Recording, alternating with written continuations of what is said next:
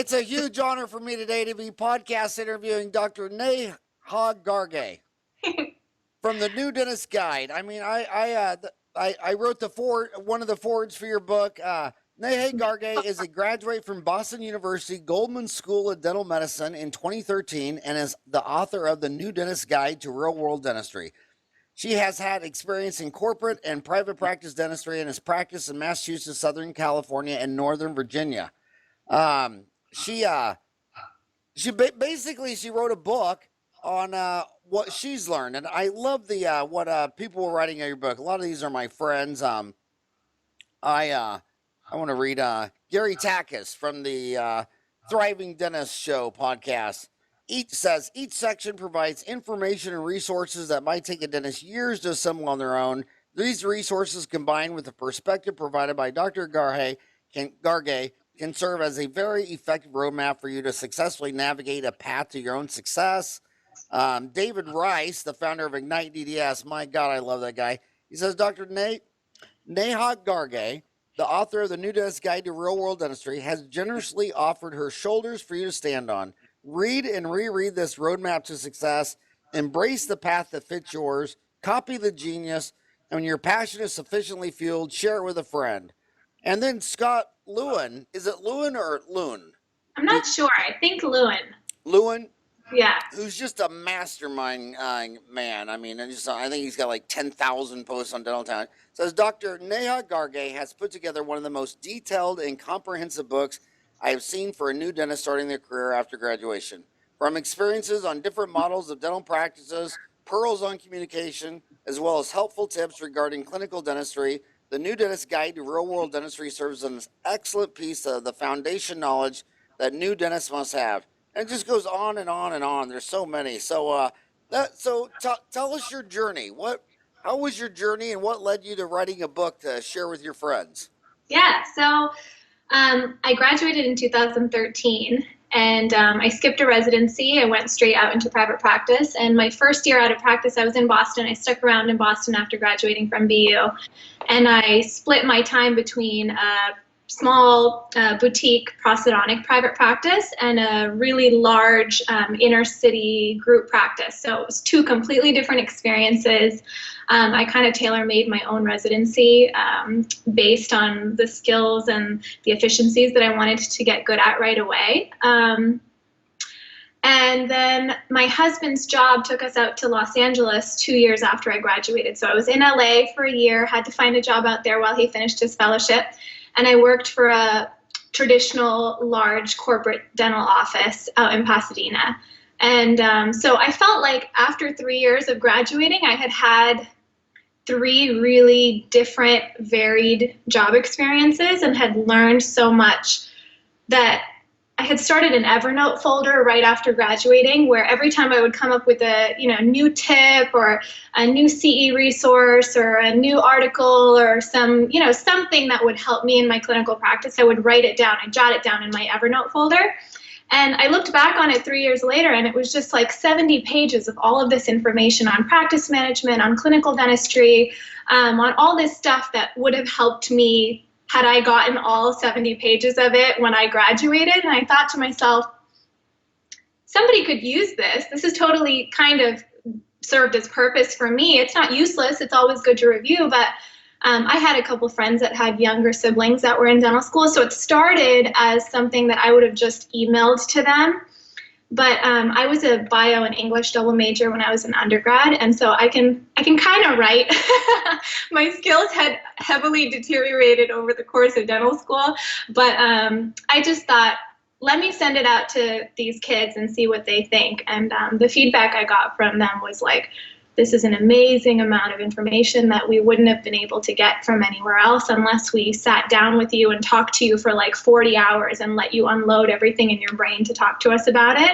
And they encouraged me. They were the ones who were like, why don't you just sit down and write it down, make a manuscript, and if it sucks, it sucks, and oh well. But if it doesn't and it's pretty good, then you can print a book and actually have it out there for other students to kind of, like David Rice had said, stand on your shoulders and sort of learn from all of my mistakes and all my kind of hard learned lessons that I had to go through myself. And so I did it.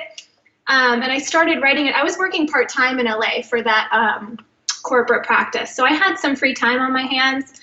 And I just started writing it, and it really, a lot of people, when I tell them I wrote a book, they're shocked, and they think, oh my gosh, how long did that take you? How long does it take to write a book? And I don't know if you feel this way about, here it is, your book.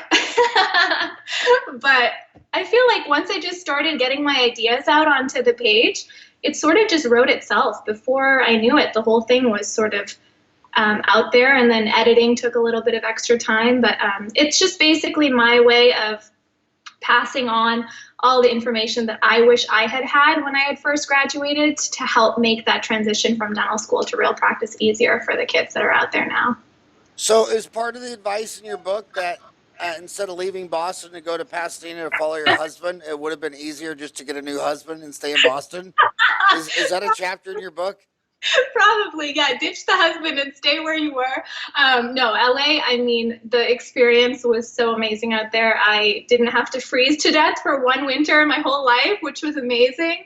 And being out in California was the best. And I got a lot of really good experience out there, and it's a completely different market out there. It's like dentistry out there is like a different animal altogether. So I wouldn't have ever gotten that experience, but I think a year was enough. Maybe 2 years would have been good, but I was ready to come back to the East Coast. I loved it. I loved it for what it was, but yeah. And now what are you doing now? Where are you at now? I'm in Northern Virginia, just 20 minutes outside of DC. And I'm in a private practice that has 2 locations. One, they're basically about 20 miles from each other. And I'm at one office 3 days a week and the other 2 days a week. So I'm full-time, and it's a private practice. It's a general dentistry family practice, and there's a pediatric dentist at one of the offices too. So you're working as an associate in a practice that has 2 locations. Yep, you got it. 3 days. So when you first got out of school, you worked in a, I call it volume or value. And I think that with the American market, half of it wants value, boutique, personal relationship. Half of them want just price, PPO, HMO, wherever their insurance sends them. Right. Which one did you, looking back, which one are you more personally attracted to? Probably, honestly, I would say that where I'm at right now fits what I wanted out of a job. And I would say that it's probably a mix of both of them. I feel like my California corporate experience was more volume, more budget. I want to say Walmart of dentistry, but kind of, it was fast. Everything was very much focused on same day service. And we were contracted with a lot of HMOs. So the fees were a little bit more manageable for patients. And then versus the prosthodontic practice that I started at, it was almost a cash practice. So there were no PPOs. It was all referral based. The patients were very particular in terms of what they wanted. And we were scheduled with, one composite patient for like an hour and a half. And so it's run the gamut. I've had experience at both. And I think I don't prefer either extreme. I like somewhere in the middle. So like a PPO practice that's geared towards families, where it's convenient service, but they're still getting really good quality. And I still feel like I have enough time to bond with patients and provide them my best without feeling like I'm cutting corners or not being able to provide them a great service. But yeah, somewhere in the middle. I'd say 50-50. So when do you think in the dental school journey the kids start realizing that all this academic stuff is coming to an end and they got to start thinking about life after dental school? Is that, do you think they think about that junior year, or when do they start to focus on something like Ignite DDS and David Rice and all that kind of stuff? My honest opinion, and I was telling David that I went with David to the November ASDA event in Chicago, their National Leadership Conference. And I've been to more student dental activities now as like a 3-year out graduate dentist than I ever did in dental school. So I feel like my perspective in dental school was maybe a little different, and maybe I had some tunnel vision, but I feel like a lot of students didn't really think about that until their last year. It was just like first year, got to get through all the basic sciences, and then second year, got to get past step one or step, and then third year, got to get into clinic and just make it, start accumulating patients and start feeling like you know what you're doing.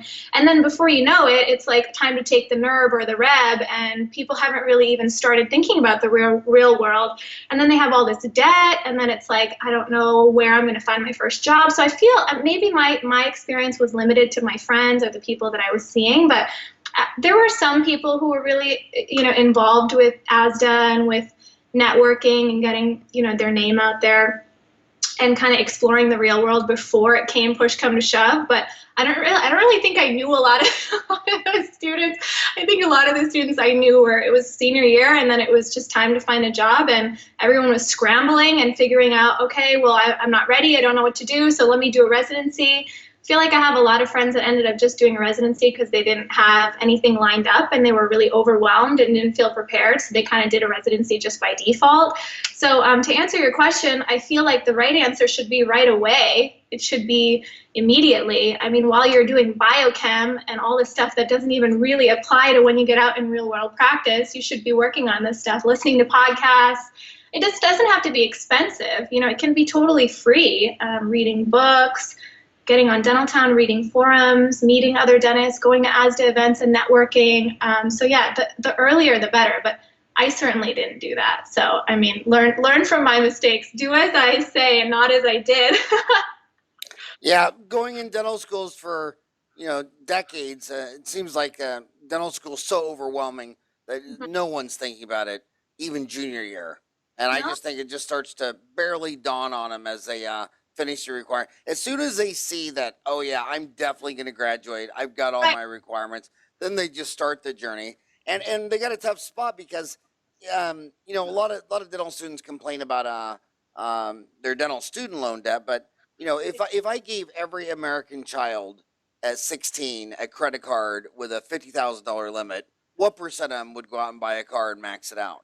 And a lot of this dental school debt is just simply because kids have access to credit, and they just they're driving $30,000 cars, they're going on cruises, they're going on vacations, and then they come out and they feel like they're a victim because they're $350,000 student loans. Man, I didn't even have a car till my senior year of dental school. I lived 8 blocks away. We walked, we ate ramen noodles and mac cheese, and so they got access to way too much credit.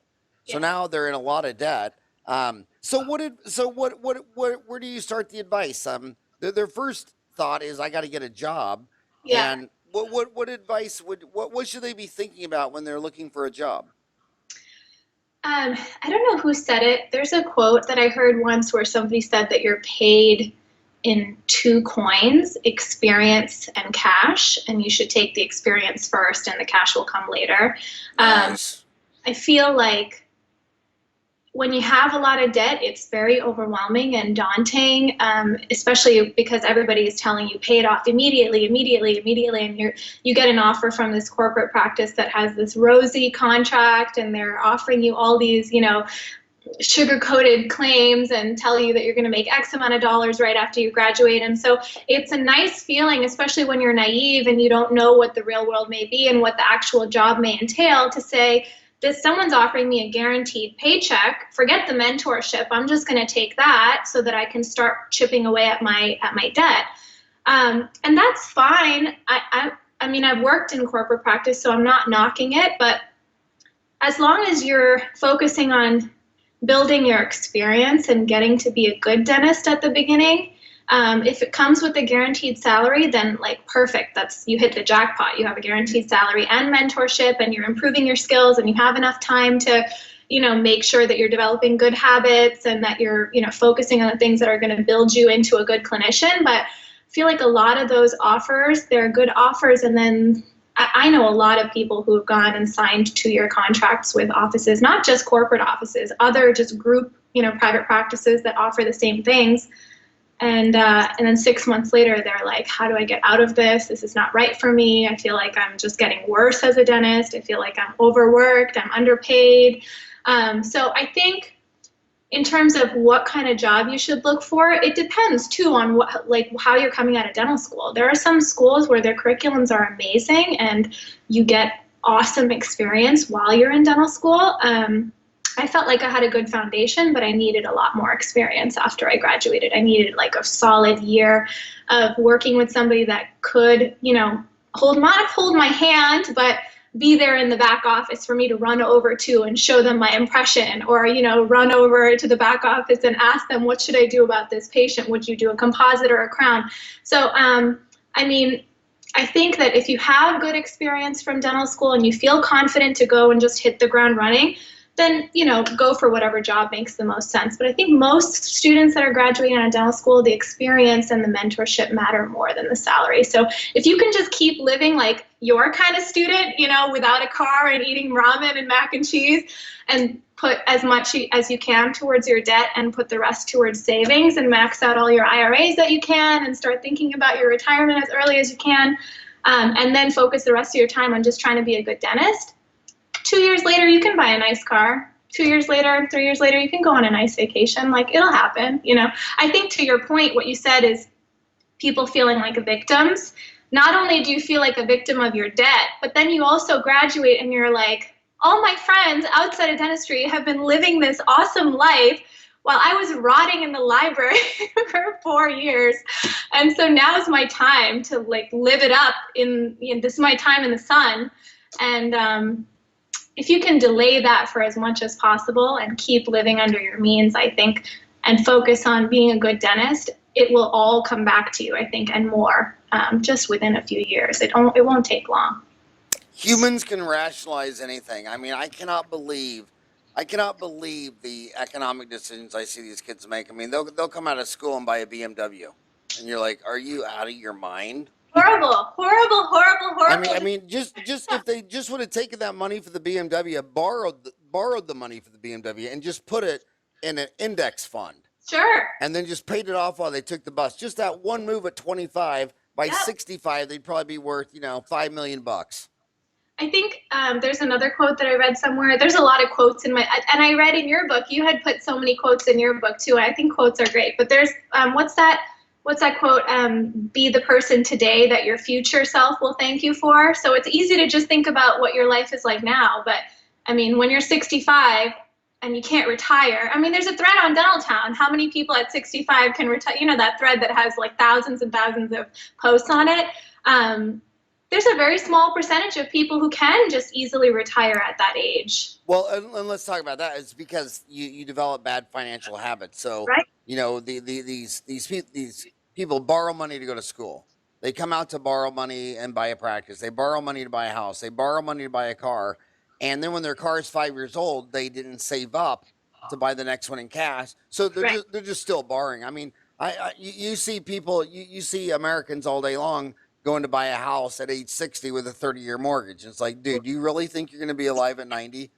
I mean, so there's just two very small groups of people. Some people get their debt paid and then they start saving and earning interest. And everyone else, probably 90% of Americans, when they reach Social Security, they're still paying money to be using other people's money. So it's a habit they never, ever break. I want to go to some demographics real quick. So what percent of your class was male, female? Was it half and half? It was about half and half. Yeah, I had a small class. It was about 100. And I want to say it was almost an even split, 50-50, yeah. And your husband, what does your husband do? He's a urologist. So okay. he basically does minimally invasive robotic surgery. And that's my point. So it seems like most of the women in dental school marry a dentist, a urologist, you know, somebody who has a nice job. Right. What percent of the men married the waitress from the Waffle House? Another maybe not great financial decision. That's so funny. And then how many of them end up getting divorced? That's a horrible statistic, but what percent of the women do you say married a man with a great job, and what percent of the men married a woman without a job or not so great? I think I'm trying to think. I have to say that at least while I was in dental school, a lot of people were single. even out of graduating. A lot of people graduated single. But I'm trying to think, actually, most of the guys I remember, they had good girlfriends. They were either younger girls in the younger grades in the dental school, or the medical school was right across the street from our dental school. So some of them were dating medical students. Howard, I don't remember a lot of them dating, girls who. That's my primary advice when I'm in dental schools, is to tell Yeah. the idiot males, look, if you're gonna make one good move in dental school, marry Yeah. one of the girls in your class. Okay, that would make dental school all worth it. You know, yeah. So That's um, funny. so did anybody come out of your school? I graduated May 11, and I had my office open September 21. It took me 4 months to open up. Did anybody walk out of there and go scratch? I don't think so. My school was so expensive. It's one of the most expensive schools. So I don't know if anybody had enough like liquid cash, or ability to be able to do it. But I keep up with some of my classmates on Facebook. I see a couple of them have started scratch practices within these last 3 years. I've seen a couple of them in the last year start them. But most of my classmates either went into a residency, into a specialty, or went into associateships at corporate offices, honestly.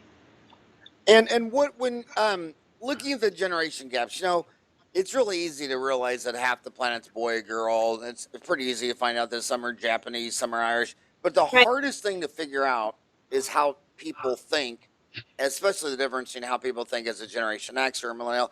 But when you're out there, what do you think that old farts like me don't understand how your generation thinks differently? There's actually a chapter in my book called The Millennial Advantage, because in a lot of associateships, you are going to be working for somebody who might be in the baby boomer generation or a little older. And so in that chapter, I kind of talk about how you can relate to them and special skill sets that millennials have that you could offer to them to improve their practice in some way, making yourself useful based on your generation. But I think that the older generation probably looks at ours as lazy and not as willing to just put your nose to the grindstone and work like you guys did. I think that our generation wants that work-life balance and not as much, commitment to a place and not as much commitment to, a single office, or I don't know. I think that they might think we're a little flaky or flighty. And then on the other hand, I think our generation might think that older practitioners, I mean, not the ones that are on cutting edge, but some are resistant to change, or some aren't willing to get on board with the new technology, or may look at, practice management differently, or, not willing to kind of try new methods. So, I mean, I think if you just get to know the person as the person, a lot of those things will dissolve and you'll just be able to talk person to person. But I think a lot of the older doctors probably think that our generation is just in it for the easy way, easy way out, and don't want to invest the money in a practice, or don't want to invest the time working I know you worked 6 days a week for how long when you first started your practice? I only did 7 to 7, 6 days a week, just for the first couple of decades. Okay, good. Yeah, only for the first couple decades. There you go. But it is a change. I mean, probably 80% of the memories of my father was when I was at his restaurant, Right, and people might think, oh my God, I was in there all hours from 10, but I'd rather be at a restaurant with my dad. right. I thought that was a blast. Everybody else thought it was child labor and abusive, and I can't believe you have your son, work that many hours. And it's like, well, I didn't want to go hang out at home. I mean, that Right. was boring. I mean, hanging out at the restaurant, customers, employees, free food. I mean, I just loved it. But my And father only knew work. didn't you all have all sisters too? That was probably your only guy time with dad. Yeah, I had 5 sisters, and Yeah. the two oldest went straight into the Catholic nunnery after school. So if you went home, it was praying rosaries and talking about saints, and and all this stuff, and whatever. But you go to Sonic Drive-In, and it was just a blast, and I got to Yeah. hang out with my dad, my hero. My little brother was born when I was 17, because Okay. my parents used Roman Catholic birth control. Right. otherwise known as Vatican roulette. So yeah, I think baby boomers looked at my four boys tell me all the time, Dad, why do you do it? Why do you, slow down, slow down? It's just all we know. So I think baby boomers aren't lazy. They just realize that within 1 century we're all going to be dead and 6 feet under the ground. So do Right. you really want to spend your life working 100 hours a week? And I do. I absolutely love it. But I completely understand when someone says, yeah, I want to have other parts of my life. Right. And look at the birth rate. At the end of World War II, the American women were averaging 5.5 kids per family. Now it's down to 2.3. Japan's under 1. Right. They're a Uh, dictating community. Right. Japan, every single day, the island of Japan has less people than the day before. Every single day. I mean, Unreal. it's a contracting population, and Did having you, less. Howard, did you know that I was born in Japan? I grew up there until I was 6. We're at Okinawa. In Tokyo. You were born in Tokyo? Yeah. Wow. So what were your parents doing in Tokyo? Were My they dad. born? My dad was a mechanical engineer. He's retired now. But do you remember the company DEC, Digital Equipment Corporation? I do. DEC. Yeah, he worked for that company, and he worked for them for almost 35 years. But in the 80s, from 1983 to 1992, they needed someone to go over to the manufacturing branch in Tokyo to oversee, kind of be like the international liaison for the the mechanical engineering division. So they sent him for what was supposed to be a 1-year assignment. My mom and dad had just gotten married. And they said, "Oh, that'll be a cool adventure." They're so adventurous and like the best. You said your dad's your hero. My parents are my hero too. And they went, and then they loved it so much that they kept pushing it. It ended up being 10 years that they were there. They had both me and my brother there. They would have stayed forever had the company not said, "Okay, it's time to come back now. Enough is enough." And so you were there. You were born to age 6. Yeah. And then where did you move after that? Right into Boston. So Into not Boston? in the city, but a suburb outside of Boston. Yeah. Wow. So did you pick up any Japanese? It's all I spoke until I came to kindergarten. I spoke Japanese, and I spoke 2 Indian dialects, the one from my dad's part of the country and one from my mom's. And I got to kindergarten, and I was this weird Indian-looking girl speaking Japanese that everybody thought was like an alien. And so I wanted to make friends immediately, and I just told my parents, "Don't talk to me in Japanese anymore." They're both still fluent, but I said, "I don't want you to talk to me in Japanese anymore. I just want you to talk to me in English." And I think I broke their heart a little bit, but they wanted me to, make friends and get part of the group. And so I lost it over the course of like a year. It just, you don't lose it. You don't use it, you lose it. Right? I wonder if it's still in there, and if you went back to Japan, it'd just come out. All the neuromuscular muscle memory of speech. Yeah, because I think they've done studies on like the language acquisition device and how long that can store memory for even after you stop using the language. But I took a semester of it in college after I came back from abroad, because I took Spanish for my first 3 years, and I said, let me take a semester and just see. And it came back really quick. So I wouldn't be surprised if it could come back if I immersed myself. So for me, outside looking at it, I want you to talk about your advice, but to me, when I look at the dental students and the young dentists, to me the biggest problem is just their cost of living. I mean, they just like you'll say a 25-year-old dentist will say, okay, look at your house. Okay, your house is bigger than your mom and dad's, and they worked for 40 years, and your mom and dad's house is bigger than your grandma and grandpa, and they're 80. Why do you think at age 25 that you should have a bigger house than your parents and your grandparents combined? Yeah. And why, and like in our generation, mom or dad might have had 1 or 2, maybe 1 new car in their lifetime. Mm-hmm. And these people just go from new car to new car to new car every 5 years. And at 60 years old, they're still doing GMAC financing and buying a car on 5 years payments. How do you think you can get them to live within their means? I don't know. It's really hard. Like you said, it's kind of bred into your culture, and there are people who are in their 60s and their 70s that are still living that way. I feel like a lot of it is probably I don't know. I don't want to say it was how you were raised, but my dad was totally save all the time, and so I don't know. I I think that was just drilled into my head from a really early age. So I think the messages that you hear when you're growing up are probably helpful. And then I think that it's just not something that people think about until it's too late. So I think that exposing yourself to resources where you can learn more about it, I think sometimes it's just a lack of knowledge of, when you said earlier, they could have put that money into an index fund. I mean, half those people don't even know what an index fund is. So how would they know that they should be putting their money into it?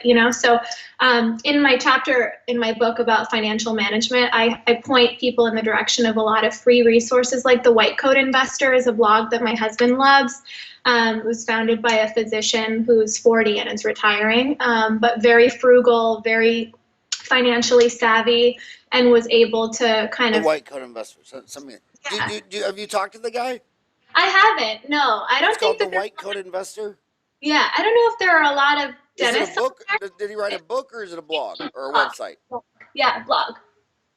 And it's a blog, and it's like Dentaltown in the fact that there's a lot of message threads. So there are people that start topics, and then he'll weigh in. Even stuff like, I don't know, I like his approach because he reminds me of my dad, but the Dave Ramsey show. He has a podcast that if you're, on a long car ride and you need something to listen to, just pop his podcast on and listen to his thoughts about, investments, and hear callers call in with their financial quandary, questions and concerns, and listen to his advice that he gives them. So I think that part of it is how you were raised, but I think also part of it is just a lack of awareness and education on even knowing what you don't know what you don't know, so I think that trying to educate yourself is probably important from an early stage. And going back to living with you in your means, another thing that I think is lost from the baby boomers to the millennials is when we got out of school and we wanted to learn how to do root canals better, we would walk across the street to the endodontist and say, I don't have any patients Wednesday from 2 to 5. Can I sit next to you? And they'd say, of course, because everybody likes a friend. It's your homie. It's your buddy. And then you'd walk back, and no one thought in fear and scarcity, and they thought in abundance. And if you would have learned anything, you learned it from your specialist in your zip code. Absolutely. And the millennials, they say, well, I want to learn something on endo. So I'm going to fly from Boston to Los Angeles, and the cab ride from the airport to their hotel is like, I have 350 classes on Dentaltown. All ADA approved. Every one of them's like $18. $20, yeah. And that's less money than the cab ride from the airport to their hotel. And then they'll go to a course and drop, insane amounts of money, and then fly back. Just like in our generation, the only people who flew in an airplane were rich people. And then they'll come back from a $4,000 3-day weekend course, and I'll say, just look at me in the eyes and tell me what you learned. And they'll say like 3 things. Yeah, and I'll say, you dropped $3,000 to tell me 3 things. You could have just randomly gone to Google and typed in, tell me something about root canals, and probably found 1,000 hours of free YouTube videos to learn endo. And to kind of touch on that point, in my, I have a section, this is the book. Hey, did I send you your copy? I don't think I have yet. I have to send you your copy. Okay. This is the book, and there's a section in here that's like 10 pages of just my favorite CE as a new graduate. And I'm looking through some of the CE, and honestly, not a lot of this is expensive. Like one of my first things that I started doing in my downtime, if a patient canceled, instead of just sitting around, scrolling through Instagram and wasting my time, I had gone to, which I did do until I realized was a horrible use of my time. I had gone to Yankee Dental, and Michael DeTola had given a lecture on his reverse crown prep technique with Glidewell. And he's the man. Like, I absolutely loved his lecture. I thought he had such a great personality. I wanted to get more content from him, and I didn't know if he taught lectures or if he had content online. So I Googled him, and I found Glidewell's YouTube channel. And they had a series, I guess, called Chairside Live, where they still do. Yeah, they still do. I guess just Dr. DeTola is not on it anymore, but I I just would watch that in my downtime, and he would, pick a case of the week and pull up the impressions and show you exactly where the doctor went wrong. And I'd always think, oh, I've done that before. Oh, I did that last week, and this is how I should have fixed it. And I mean, the amount of tangible, I feel like a lot of people in my generation think that you have to get good at like the really big, sexy stuff. I feel like that doesn't make sense to learn that unless you're really good at your bread and butter dentistry that you're doing day in and day out. Like, figure out how to take perfect impressions, figure out how to do amazing composites, figure out how your crowns are going to be the best crowns ever before you learn how to do X, Y, and Z that costs $4,000, like you were saying, and flying across the country. So not a lot. I mean, you can get really good CE for not that expensive, Yeah, Mike was the first podcast I ever did. 600 shows today. We just released our 600 show. 96% of all crowns are done one at a time.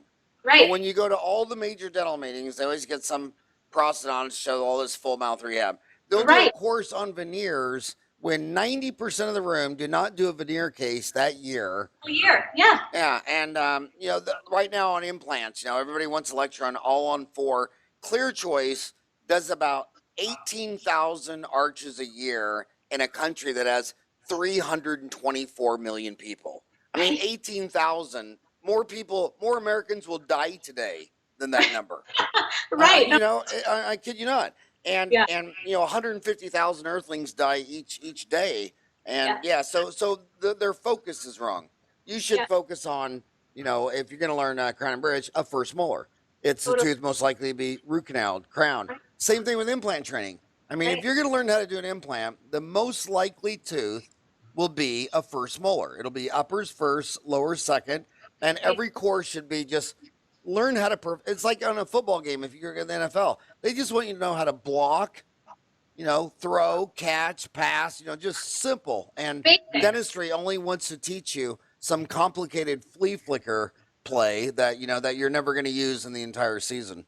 Totally agree with you, 100%. So, what other advice would you give these young kids? So I guess first of all, let's talk your book. Now, would you recommend they buy it on Amazon? Is that the best place to buy it, or your website, newdentistguide.com? Buy it from my website because the shipping through my website, the way I ship it, ends up getting shipped out faster. The price is basically the same, but I don't offer Prime on Amazon, so it's going to take longer to get to them. So yeah, the website is newdentistsguide.com. Dentist is plural with an S. And it's 186 pages. It's broken into 3 sections. And if people are interested, they can go on the website, and your forward is on there for them to be able to read. And a full table of contents is on there, so they'll be able to know everything that they can expect from the book. But like I said, 186 pages. It's a personal narrative, so it's everything that I experienced and that I wanted to pass on. So the 3 sections are: it starts with the jump from student to dentist, so that basically covers everything that you need to know before you get going. So if you're still in dental school, it talks about the boards, talks about licensures, it talks about how to find your first job. It also talks about the climate of our profession, where I talk about the differences that I experience between private practice and corporate dentistry and what it's like there out in the real world. And then, talk about how to write a perfect CV, how to get your name out there. So all the stuff that would help you before you started your job. And then the second section is called Real World Dentistry. So we go over stuff like the new graduate armamentarium, things that I think you should have and wield from day one that'll make your transition a little easier, planning your future, soft skills, and then day-to-day dentistry stuff. So that day-to-day dentistry is like a huge chunk of the book. It could have been its own book, I guess, if I had separated it out, but it goes through every section of clinical dentistry, so composites, porcelain, extractions, pedo, perio, treatment planning, all sorts of things, and my tips and tricks that I've accumulated in how to make my commonly made mistakes a little bit less frequent and made my workflow a little bit easier. So that's the clinical section of the book. Painless anesthesia, CEREC 101 if you've never used a CEREC machine, a bunch of stuff like that. And then the photography, getting your timing a little bit better. When you first start out, things are slow, so how do you get to be a little faster? And then the third section is professional and personal success. So that chapter kind of outlines the financial advice, stress management, staying healthy, just stuff to take care of yourself, what to do when you have horrible days, because there were a bunch of days where I would come home from work and feel discouraged, that's more of like a wellness, sort of well-being chapter. That's the shortest chapter in the book. The first two are the longest. And so that's basically what it covers, and it covers, what my real honest to goodness experience was from start to finish. And so that's basically all the advice that it covers. So, you on your book, books are like tattoos. You wrote a book. You'll never meet anybody who gets one tattoo. They get a tattoo. 5 years later, it's the second one. By the time they're 40, they've got 7 or 8 of them. I'm already thinking about it. Do you have a tattoo? I don't have a tattoo. But you've written a book. I've written a book. So I guarantee you, by the time you're 54 like me, you'll have written at least 5. You either write books or you don't. You either get tattoos or you don't. You don't. Yeah. I was gonna get a tattoo, but then I realized I never seen a Ferrari with a bumper sticker, so I There you go. That's gonna be my excuse too. I want to ask you more myths about millennials or women dentists. Sure. Do you think women dentists will do more pedo than their male counterparts? That's hard to say. I wonder, because the pediatric dentist at my office that I work at now is male, and most of the faculty at my school's pedo program were male also. So I'm not 100% sure, but there were a lot of girls from my year that ended up. Because when the one thing I think that all male dentists my age agree on is they do not like doing pediatric dentistry. I mean, and you're the same way. Because I was wondering if the demographic change from a mostly male profession to a half male or female, I was wondering if that would put downward pressures on the pediatric profession. Do you think that's a myth or a reality? Do you think if like if my generation was half women, that there would have been less of a need for a pediatric dentist, or not so? Yeah, that's possible. Yeah, that's possible for sure. I mean, like maybe it wouldn't have been as in demand of a specialty because all of you guys, the male dentists, didn't want to do it. So then there was this huge need for, it's possible. It's supply and demand at the end of the day. Yeah, it's possible, definitely. And I want to ask you another, do you think it's myth or reality? Because I do think we'll need less pediatric dentists if half the class is women. Myth or reality? A lot of people, when they're economists and are trying to predict the manpower of the 211,000 licensed dentists in America treating, a third of a billion people, do you think women, since they marry smarter, your husband's a urologist, a doctor, do you think your women classmates, a lot of them will exit the workforce earlier or part-time? Do you think they'll do less hours of dentistry than their male counterparts? I do, yeah. I feel like, at least, this is anecdotal again, but remember that chapter in your book, you started off by saying that your dad would see the dentist next door and would say, Howie, if you had half a brain in your head, you'd be a dentist. That was my dad. My dad was like, Neha, if you had half a brain in your head, you'd be a dentist. And that was just based on our family dentist, because my family dentist growing up was never open on Fridays. My dad knew that I would probably want a family someday, and knew that I would be miserable if I had, a 60-hour work week, and that I liked my free time, and that, I wanted something that had a good work-life balance, but I also liked nice things and wanted to be able to afford a certain lifestyle. So his advice to me, starting from when I was like a freshman in high school, was you should be a dentist. Don't be a doctor. You should be a dentist. And so my dad said the same thing, and that, he didn't really give that same advice to my brother. So I do think that there is a gender bias there. I think a lot of women and men, but more women in terms of them thinking they're going to have a family someday, go towards dentistry because it's a profession that allows them that flexibility and that professional opportunity to do so. So yeah, I don't know about exiting the workforce early, but certainly I think there are probably more part-time female dentists than part-time male dentists. And for the baby boomers, 27% had no children. Right. And do you think the millennials? Do you think that's going to be higher? Do you think it'll be closer to a third? Do you think it'll say the same? So we baby boomers 1/4 said no. I'd rather have a dog or a cat. What do you think it'll be for millennials? Wow, baby boomers was 1 in 4. That's actually a higher percentage than I thought. You had 4 kids, right? I had 4 kids in 60 months. Oh my God. And you survived. and it wouldn't even have. Well, it's kind of funny because I grew up. There were 7 kids in my family. My boy's mom came from a family of 7, and when I was in school, the Hessies had 21 children. I mean, Right. so when I went to Catholic school in Kansas, Yeah. having a family of 7, that was about average. I mean, a big family, you know.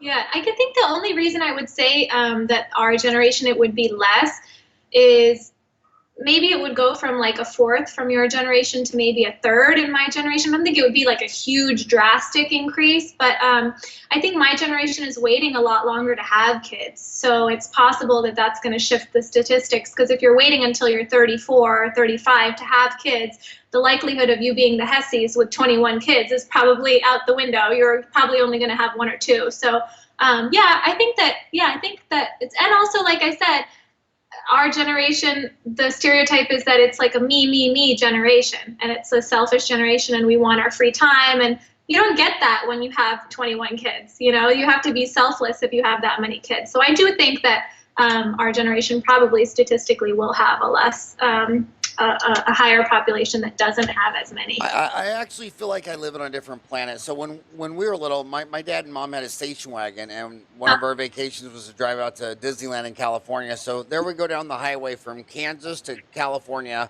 in a station wagon. Me and my 5 sisters are playing Monopoly the whole way, while mom and dad are sitting in the front seat with a case of Old Milwaukee between them, drinking the beer and throwing the cans out the window. And we thought we were the luckiest people on earth. I look back at my childhood, almost everything we did was illegal, taboo. And I mean, now you see people freaking out because, they can't go from the dental office to home because their husband came and took the car and had a car seat. And it's like, really? You can't drive 3 miles with a 2-year-old without a car seat? Totally. I know. It's so different. I want to ask you another, baby boomer, millennial myth thing. When I'm out with dentists who are all in their 50s and 60s, no one's ever looked at Yelp in their entire life. Oh goodness. But the millennial, do you think millennials 30 or under are looking at Yelp for a dentist? Oh, 100%, 150%. 100%.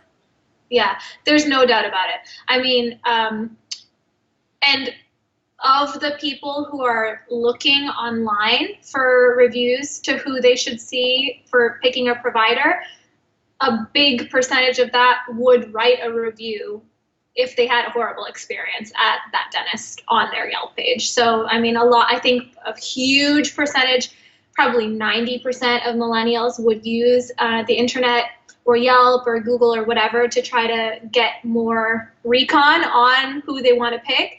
And then of that, a really large percentage would probably even participate in the review process and kind of give their feedback and stuff. Yeah, for sure. I don't think I've ever even witnessed a live human using Yelp before, but I know it's the rage among your generation.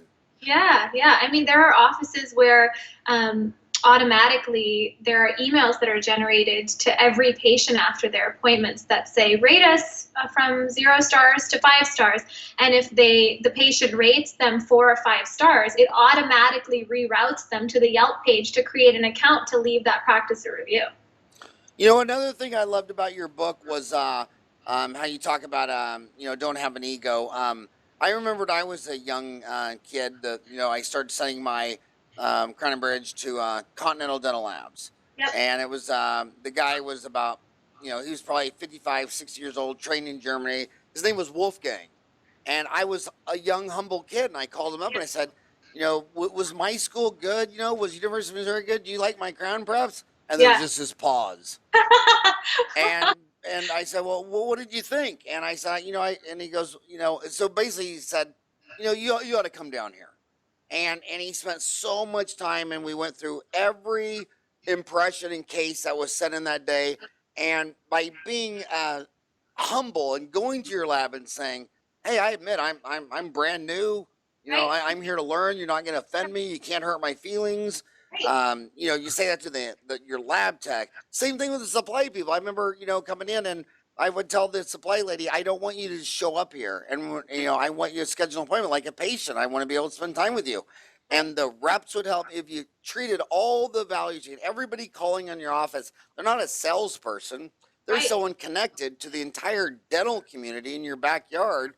And to have those people be your friends and give you advice, it turned into, it was just, I really like that, your humbleness of saying, throw your ego in the trash can. It's not going to get you anywhere. It's just going to. It's going to hold you back for sure. I mean, even in my book, at the end of the book, there's an appendix of about like 5 or 6 little printout sheets. So there's, let me tell you, there's a patient appointment checklist. So when you're first starting to kind of keep yourself organized at the end of your appointment, it'll say name of the patient, medical record, their chief complaint.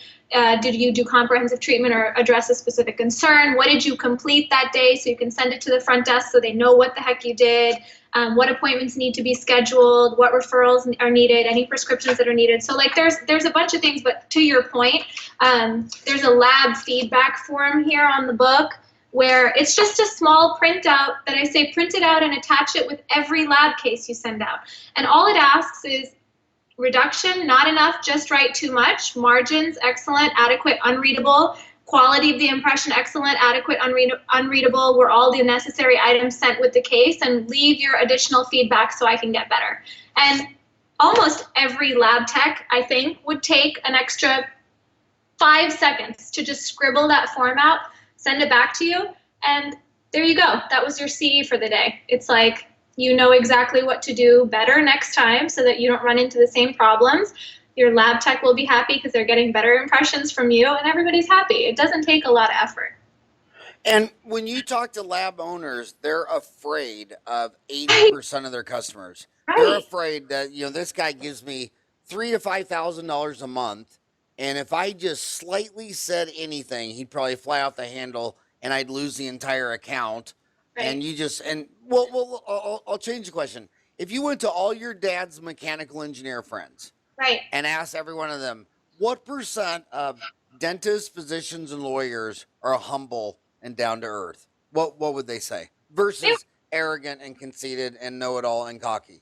Right. I mean, those were probably going to be the adjectives that they would say. Yeah, I mean, every time I sat next to a stranger on an airplane, I always ask that question, and they just, I mean, it's just it's so you really have to hold up a sign and say, hey, I'm not arrogant like all the other dentists.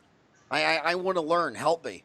Yeah, and even in your staff or your team members, there may have been associates before you that didn't take constructive criticism very well. So you may have to ask for it. It may not just come your way without you having to ask, because maybe they're scared too. Maybe they don't want to rub you the wrong way, or they don't want to, cause a rift or cause drama in the office. But it's nice to sometimes just pull your hygienist aside, or whoever's with you when you're doing your new patient exam, and say, am I overwhelming the patient? Am I explaining treatment in a way that's pretty easy to understand?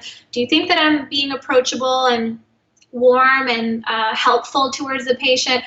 You see how Dr. So-and-so does it, and he's really successful. Are there things that he's doing that you think I can start doing, or are there things that he doesn't do that you see me doing and that I should stop?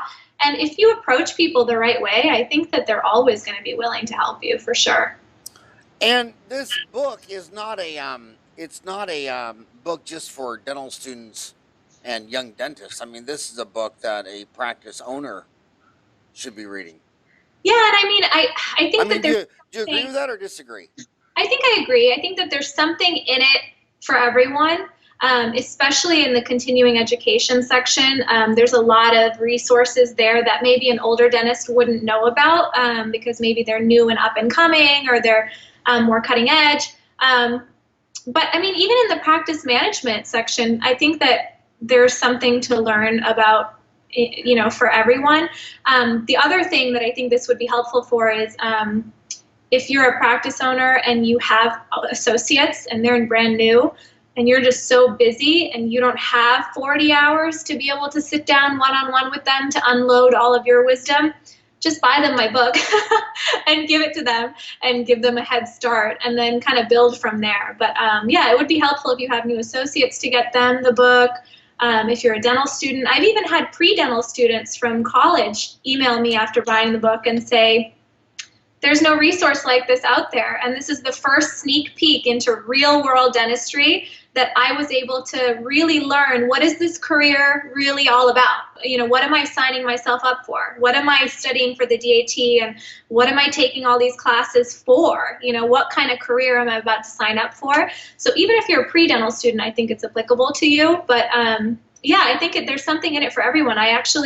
There was a really cool moment. I was talking to one of my friend's younger sisters who is a student at NYU, and she told me that one of the professors at NYU had heard about the book and had mentioned the book to the class, saying that there's this book that you guys should all read.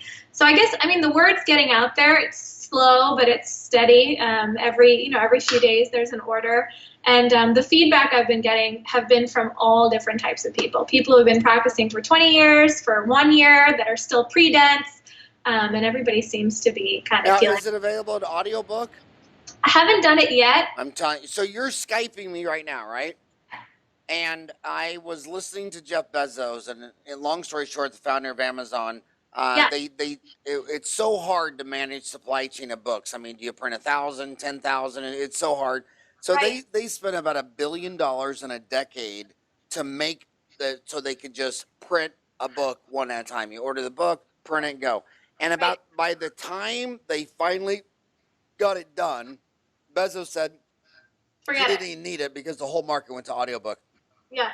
So I went back after my book had been selling for a year, and like this Skype, just sat down and read my book. It took me 5.5 hours, and I read the audio version of the book. Oh my God, the sales of the audiobook blows it away because they're on a commute to work, they're on the treadmill, I have people like my podcast. I mean, so many people say on the podcast that Saturday morning they have to do all their clean their house, go to the grocery store, do all their errands, everything, and it's about 4 hours. So they listen to 4 podcasts back to back every Saturday morning. But the multitasking, old guys like me always sat in a chair and read a book or went to a convention in a brick wall.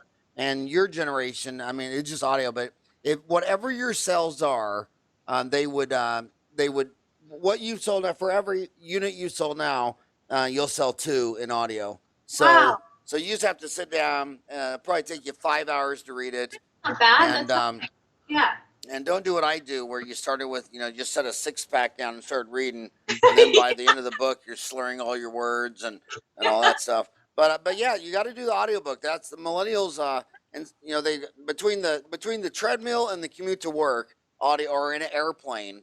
Yeah. It's amazing. I want to ask you about technology. So when associates, when older guys like me are trying to attract and retain young associates like yourself, what do you think it makes it look attractive? Are they looking for mostly guaranteed salary versus commission? Are they looking for technology? Do they say, I want to work at an office that's got lasers and Cerac machines? Is it convenient hours? What? And also one tip I want to say is for the millennials, that Dentaltown has a very robust classified ad section. Everybody talks about the online scene, the message boards, but there's usually at any given minute, there's over 1,000 unique dentists on the classified ads. I believe right now there's 5,600 classified ads of looking for an associate or an associate looking for a job or selling something. But what do you think older guys should be doing to try to get more resumes from the millennials? I think it really depends on what kind of associate you're looking for.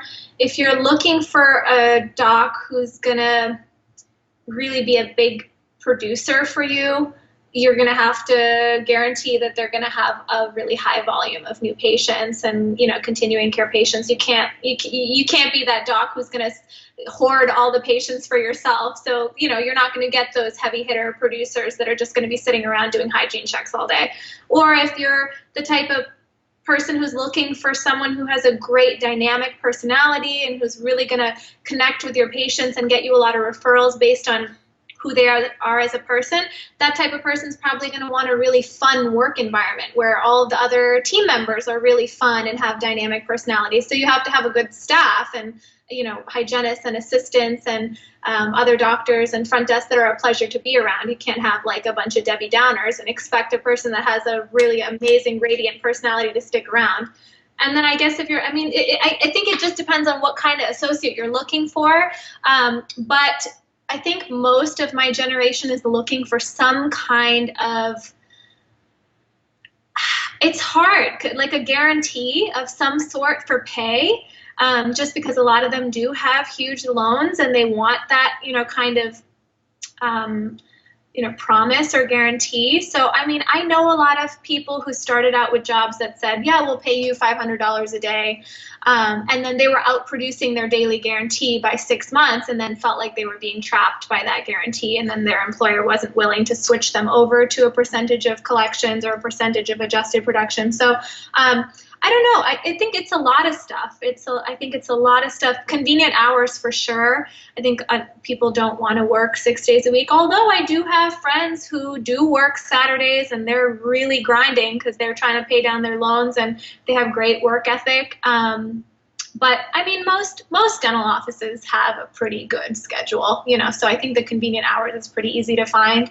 But the fun and healthy and supportive and encouraging work environment is hard to find sometimes. And the pay and the guarantee that you're going to have a real necessity in their practice is hard to find too. And there's a section in my book that says, not every practice really needs you. Any practice could do with a little extra help, but you don't want to be that associate that's just sticking around to be that DMD presence so that the hygienist can do their scaling and root planing. And then meanwhile, you don't have any production on your schedule and you're not seeing any new patients. So I think that you have to really assess the job opportunity and see, are the existing doctors, are they barely even getting patients on their schedule? Because if that's the case, then you're sure as heck not going to have a good chance of having a robust schedule. So I think assessing the necessity for you in that practice is really helpful. So I think that practice owners, if they can go over that with the prospective associates to say, this is what you can expect for a daily schedule on average, and these are the measures I'm going to try to take to set you up to be successful, I think that that's helpful. And I think even more to that point, if you are a practice owner, what's really helped me so much is I think taking the time to check in with your associate every so often. I have meetings with my owner doctor once a month where we go out to dinner and we talk about everything that's going on with the practice. So how are things going? What's going on with your schedule? What are your concerns? So staying present with your employee, I think, is really helpful, and not just sort of employing them and then letting them, do their own thing. So I think staying present and involved with them is helpful. But yeah, that's kind of a hard question to ask. I think a lot of things, just being a genuinely nice person helps too. Yeah, I usually always see my associates regularly in our court order domestic violence classes. And so much of it is, as they say, satisfaction equals perception minus expectation. And the physicians, when they come out of school and they get a job, they'll do a 24-hour shift 2 days a week.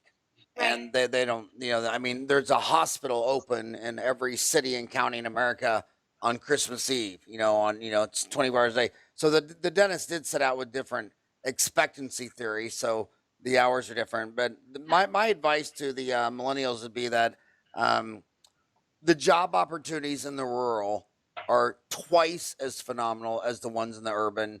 And if I was the one piece of advice I wish I could give to every senior dental school is that, my God, if you would drive an hour and a half out of Boston into the smallest town you can find, you will find a job where you cannot treat all the patients. Absolutely. and they'll all graduate and say, no, I want to practice in downtown Boston. Yep. And and then a lot of it's also culture. Like dentists are more like Mexicans, and physicians are more like Chinese and Italians, meaning that every Chinese restaurant and every Italian pizzeria in Phoenix will deliver to your house, Right. and there's not one Mexican restaurant in Yeah. all of Arizona that will deliver me 2 tacos. And I don't know, it's because they think I'm too fat and don't need the 2 tacos, but it's so much of it's just culture. I mean, if I was a Mexican restaurant, I would deliver, Absolutely. and if I was a dental student, I would go off into the rural. But hey, I'm gonna post your beautiful face and your book today. Let's do that, Ryan. Let's push your book out on Dental Town and Facebook and Twitter and LinkedIn and all that stuff like that. I think you're amazing, and I want you to write down today that I bet by the time you're as old as me that you'll have at least 3 books out, and I'll be dead. So Ryan, you'll have to make the bet with her. But thank you for all that you do for your peers, dentistry. I think you're an amazing person, and thanks so much for coming on my show today and spend an hour with all my homies. Thank you so much for having me. I appreciate it. I'm so glad that I got to know you. I like when I approached you for the forward, I literally felt like a nobody just sending off this random email to this mogul in the dental world, like Howard of Dental Town. And I did not think in a million years that you would have written back to me. Some random person saying, here's my manuscript. I wrote this book. Give me your feedback. And if you can write some contributing thoughts or forward, that would be great. And then within a week, I got a ping in my email and it said from Dental Town, from Howard himself, that you would do it. And that was the biggest honor. And I'm so, so lucky that you did that for me. So I appreciate it so much. Well, thank you. And Dental Town has 13 issues a year because every year we have the dental student graduate edition. Yep. You should write an article about your book I would love to. for the next new grad edition. So I would love to do that. yeah, so email me howard@dentaltown.com and say and get the deadlines for the new grad edition because it's a popular issue. We mail it to all the dental seniors every year, and that would be a great time and place to have you write an article about your book. It would be a huge honor. I would love to do that. All right. Well, thank you, Howard. Thanks again for coming on the show. Thank you, Ryan. Thank Have a you. great day. Happy holidays to you.